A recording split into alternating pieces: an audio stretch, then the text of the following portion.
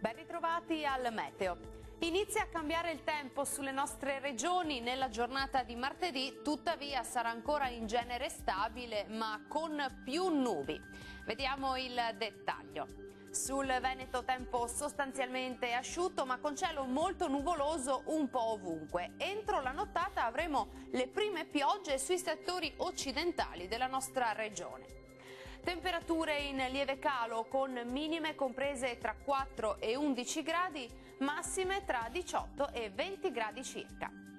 Sarà più soleggiato sul Friuli Venezia Giulia, quantomeno al mattino. Col passare delle ore il cielo tenderà a coprirsi e in nottata è atteso un peggioramento con l'arrivo di qualche pioggia. Temperature minime tra 9 e 13 gradi, massime oscillanti invece tra 18 e 21 gradi.